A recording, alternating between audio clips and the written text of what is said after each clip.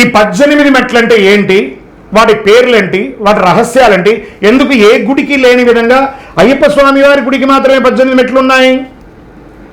స్వామివారు బాణం వేస్తే పడ్డ దేవాలయాలు అచ్చన్గోవిల్, ఆరింగావు, కుళత్తపడి, ఎరిమేలి అన్ని చోట కూడా కిందనే ఉంది. కానీ శబరిమలలో మాత్రము ఆ యొక్క శిల్పి పెద్దగా కట్టేశాడు, చాలా ఎత్తైన పీఠంలో అయిపోయింది. మరి ఎందుకు అక్కడ ఉంది అని అంటే స్వామివారేమో 12 ఏళ్ల పసిబాలుడు, ఆయన ఎక్కలేడు.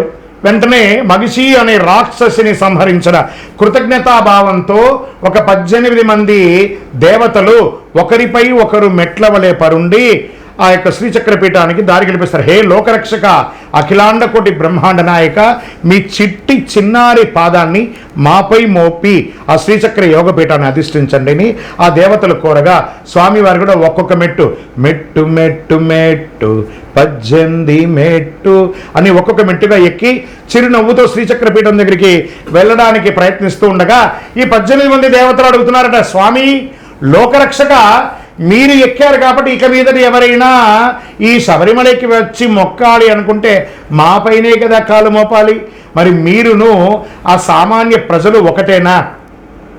మరి కాదు కదా, దానికి ఏం చేయాలంటే మీకు సమానులుగా ఉన్న వాళ్ళు మాత్రమే మా పైన కాలు మోపాలి. అంటే ఏం చేయాలి?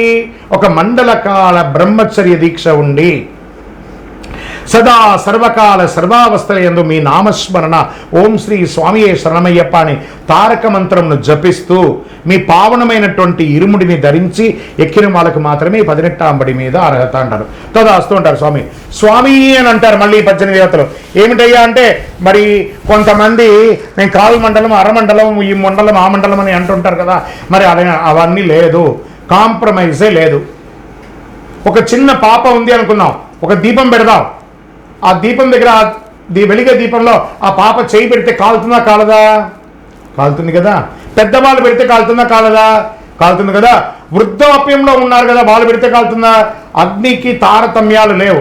అలాగే 18వ అంబడికి తారతమ్యాలు లేదు. సగం మాల, పావు మాల, ఒక మాల, 2 మాల ఈ వేసుకున్న వాళ్ళందరికీ అగ్ని, ఆ 18వ అంబడి అగ్ని దహించక మానదు. మరి ఏం చేయాలయా అంటే, దూషించు వారికైనా మేలు చేయు స్వామి నీవే. 18వ అంబడి మీద ఎక్కడానికి 41 రోజులే కానీ స్వామిని దర్శించడానికి దీక్ష లేదు. పక్క మెట్ల ద్వారా కూడా వెళ్ళి దర్శనం చేసుకోవచ్చు. దీక్ష తీసుకున్న వాళ్ళతో పాటు ఒక సివిల్ స్వామి ఇద్దరు వస్తారు, ఆయన కూడా దర్శనానికి వస్తారు కదా. మరి పక్క మెట్లో నుంచి వెళ్తారు కదా, పక్క మెట్లో వెళ్ళి దర్శనం చేసుకోండి. వేసుకుంటే 41 రోజులు లేదా సివిల్గా వెళ్ళండి. ఈ పావనమైనటువంటి 18వ అంబడి యొక్క పేర్లు ఉన్నాయి చూసారా, ఇవన్నీ రహస్య దేవతలు కాబట్టి వాటికి పేరు బయట చెప్పడం ఉండదు. అక్కడ తంత్రివర్యులు కానీ పూజ చేసే వాళ్ళు కానీ ఉపదేశం పొంది ఆ మంత్రాన్ని లోపల చెప్పుకుంటూ దాని ముద్ర రూపంలో పూజ చేస్తారు కాబట్టి దానికి పేర్లు బయట చెప్పడం ఉండదు. మీకు ఇష్టం వచ్చిన దేవతల పేరుని మీరు పెట్టుకొని పూజించుకోండి, దోషం లేదు. శరణమయ్యప్ప.